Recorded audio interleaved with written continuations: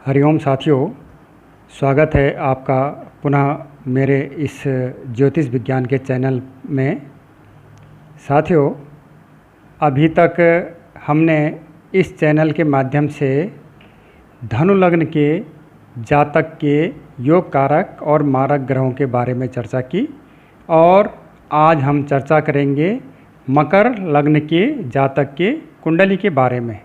मकर लग्न के जातक की कुंडली के योग कारक और मारक ग्रहों को हम आज जानेंगे। साथियों, जैसा कि मैंने पहले भी चर्चा की थी, पिछली वीडियो में बताया था कि ये जो ज्योतिष विज्ञान है, ये सारे ग्रह जिनकी हम चर्चा कर रहे हैं, ये विज्ञान पर आधारित है और निश्चित रूप से ये कहीं न कहीं हमारे जीवन को प्रभावित करते हैं। तो विज्ञान के आधार पर, विज्ञान के नियमों के आधार पर अगर हम इन ग्रहों की सकारात्मकता और नकारात्मकता को जान लें तो हम निश्चित रूप से कुछ न कुछ उपाय करके अपने जीवन को अच्छा बना सकते हैं।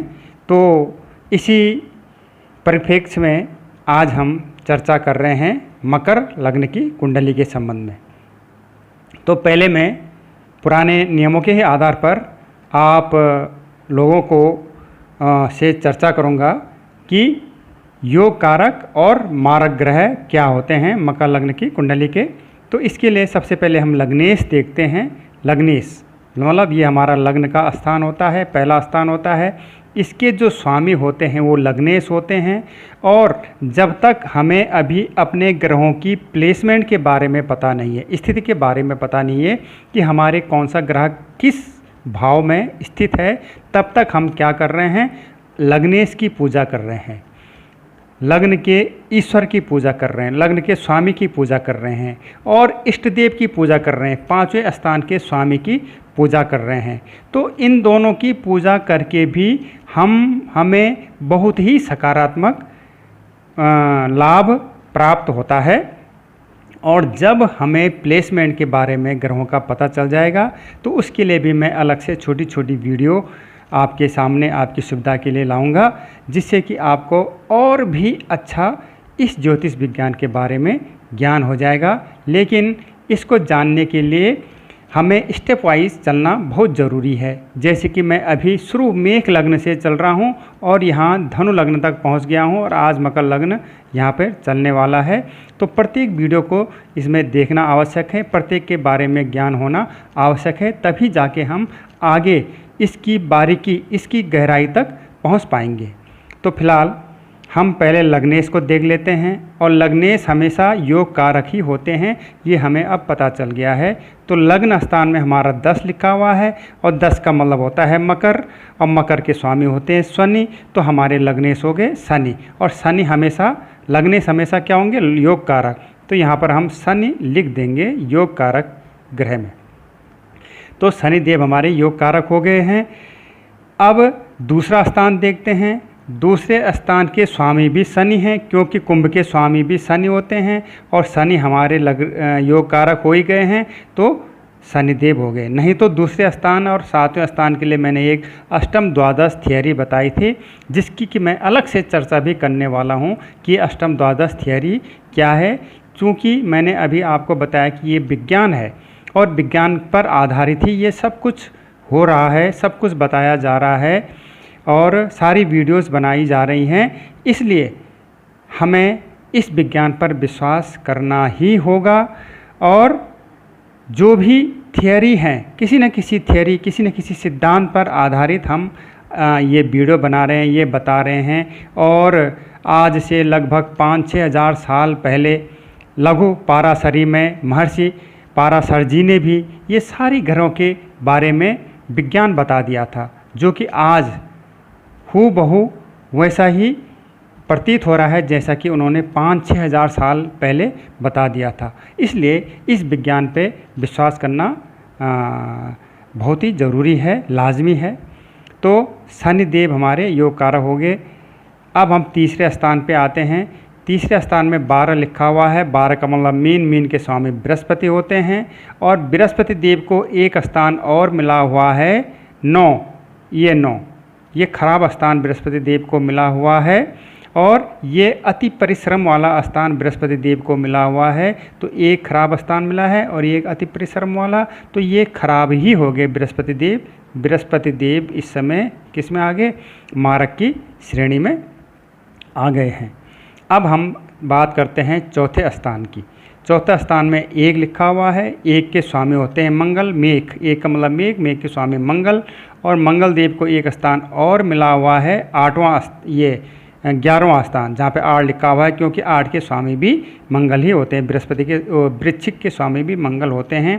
तो एक स्थान औसत और एक स्थान अच्छा। तो अभी तक हमने आपको बताया कि एक स्थान अच्छा मिला अगर किसी ग्रह को, और एक स्थान औसत मिलेगा, या एक स्थान खराब मिलेगा, एक अच्छा मिलेगा, तो वो क्या हो जाता है? वो अच्छा ही हो जाता है, योग कारक की श्रेणी में आ जाते हैं। तो फिलहाल हम इनको चलो मंगल देव को योग कारक की श्रेणी में रख लेते हैं। लेकिन अभी मैं ये औसत स्थान है, जो तीसरा स्थान और 11वां स्थान जो औसत स्थान है, इनके स्वामियों के बारे में एक अलग से वीडियो बना के चर्चा करूँगा कि इन स्थान के जो स्वामी होते हैं वे अगर लग्नेश के शत्रु हो जाते हैं, चाहे उनको एक स्थान अच्छा भी मिला है कहीं, आपके समझ में बात आ रही होगी कि इन पे मैं अभी चर्चा करूँगा, क्योंकि अभी तक मैं इनके स्वामियों को योग कारक में ही ला रहा हूँ। क्यों ला रहा हूँ? कि अगर इनके स्थान के स्वामियों को एक स्थान अच्छा मिला है तो योग कारक में ला रहा था अभी तक। लेकिन अब हम ये देखेंगे कि अगर इन स्थानों के स्वामी को दूसरा कोई स्थान अगर अच्छा भी मिला है, तो हमें ये देखना होता है इन्हीं स्थानों के लिए कि वे लग्नेश के शत्रु हैं कि मित्र हैं। अगर शत्रु हैं तो हम उनको सम की श्रेणी में ले आते हैं, सम ग्रह। तो फिलहाल हम इनको किस में ला रहे हैं? योग कारक। उसके लिए मैं अलग से वीडियो बनाऊंगा। थोड़ा सा मैंने यहाँ पर एक भूमिका बताई, एक हिंट्स दिया कि इनके लिए भी थोड़ा सम ग्रह वाली बात आती है। अभी तक तो योग कारक और मारक ग्रह ही मैंने अब बता रहा हूँ, और इसमें भी यही बताऊँगा जब तक ये पूरा मीन लग्न तक के जातक की कुंडली की चर्चा नहीं हो जाती, तब तक मैं इसी प्रकार से बताऊंगा। और तब इन ग्रहों के बारे में अलग से बताऊंगा, इन स्थानों के स्वामियों के बारे में कि सम ग्रह में आ जाते हैं। तो जैसे कि यहाँ पर ये मंगल देव क्या हो गए? मंगल देव यहाँ पर योग कारक में। और अगर मैं वो वाला वीडियो बताऊँगा, इनके बारे में बताऊँगा, तो यहाँ पर मंगल देव जो हैं शनिदेव के शत्रु हैं। मंगल देव शनिदेव के शत्रु हैं और लग्नेश के शत्रु हैं।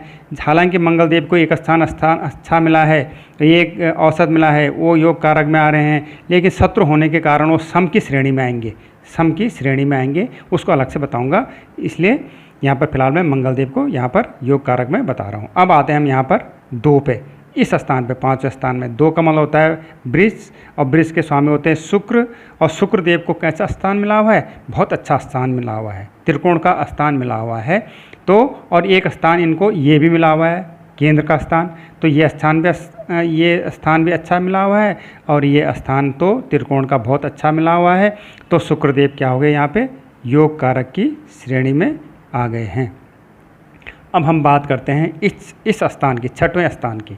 6वें स्थान में 3 लिखा हुआ है, 3 का मतलब मिथुन। मिथुन के स्वामी होते हैं बुध, और बुध देव को कैसा स्थान मिला हुआ है? खराब स्थान मिला हुआ है, खराब स्थान मिला हुआ है। और एक स्थान इनको और मिला हुआ है, ये त्रिकोण का स्थान, क्योंकि 6 के स्वामी भी, कन्या के स्वामी भी बुध देव होते हैं। तो एक स्थान उनको खराब मिला है, एक अच्छा स्थान अच्छा मिला है, एक खराब मिला है, तो दोनों मिलाकर क्या हो गए? अच्छे ही हो गए। तो बुध देव यहाँ पे अच्छे हो गए हैं, मतलब योग कारक की श्रेणी में आ गए हैं। अब हम बात करते हैं इस स्थान की, 7वें स्थान की। और इसके लिए मैंने आपको बताया था अष्टम द्वादश थ्योरी के सिद्धांत पर, इस स्थान के लिए और इस स्थान के लिए। तो इसके स्वामी अगर लग्नेश के मित्र हैं तो ये क्या हो जाएंगे? ये भी योग कारक हो जाएंगे। लेकिन इसके स्वामी लग्नेश के शत्रु हैं तो ये क्या हो जाएंगे? मारक हो जाएंगे। तो 4 का मतलब कर्क के स्वामी चंद्र, और चंद्रदेव लग्नेश मतलब शनि के क्या हैं?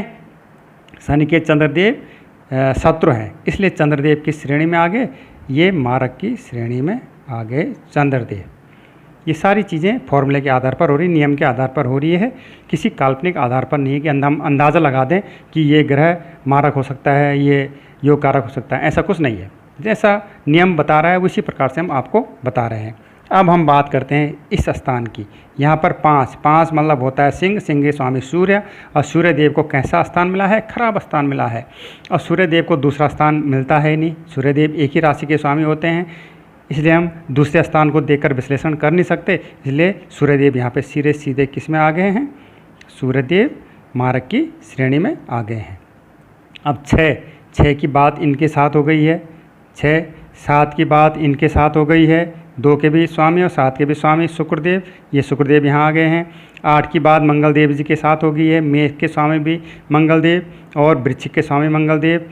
और 9 की बात इनके साथ हो गई है बृहस्पति देव जी की, धनु के स्वामी भी बृहस्पति देव और मीन के स्वामी भी बृहस्पति देव। तो ये 7 ग्रह जो हो गए, हमने इनको डिफ्रेंशिएट कर दिया है, वितरित कर दिया है, बांट दिया है योग कारक की श्रेणी में और मारक की श्रेणी में। तो साथियों, जैसा कि मैंने बताया था कि ये ज़रूरी नहीं है कि जो योग कारक ग्रह हैं वो हमेशा योग कारक ही रहेंगे। इसके लिए मैंने आपको बता दिया था कि योग कारक ग्रह अगर 6, 8 और 12 में बैठ गए तो मारक हो जाते हैं, वो मारक का काम करना शुरू कर देते हैं। अगर माना कुंडली में शनि यहाँ पे बैठ गया हो तो इसका मतलब शनि योग कारक है लेकिन अब मारक बन गया है, या यहाँ बैठ गया हो या यहाँ बैठ गया हो, इनमें से कोई भी ग्रह इन स्थानों में बैठ गया है तो मारक का काम करना शुरू कर देते हैं। और मारक ग्रह जिस भी स्थान में बैठते हैं, इन 12 स्थानों में से जिस भी भाव में बैठते हैं, जिस भी हाउस में बैठते हैं, वहाँ वो बुरा ही प्रभाव करते हैं, मारक का प्रभाव करते हैं।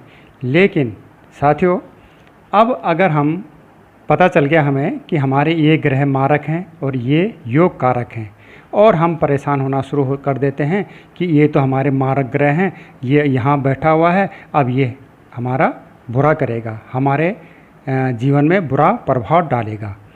ऐसा नहीं है, अभी हमने और बारीकी भी देखनी है कि मारक ग्रह का, अभी तो हमें मोटा मोटा पता चला है कि हमारे मारक ग्रह है, अभी हम और बारीकी देखेंगे।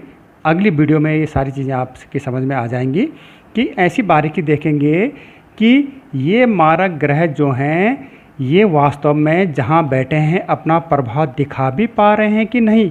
इसके लिए हमें ये देखना होगा कि ये जहाँ बैठा है वहाँ कोई प्रभावशाली ग्रह तो नहीं बैठा है जो कि इसकी मारक क्षमता को कम कर दे रहा है, और वो चुपचाप दुबक के बैठ जा रहा है, वहाँ पे कुछ नहीं कर पा रहा है, कोई बुरा नहीं असर कर पा रहा है, क्योंकि वहाँ पर कोई प्रभावशाली योग कारक ग्रह बैठा हुआ है और वो इसको बुरा नहीं करने दे रहा है। तो ये भी हमें देखना है।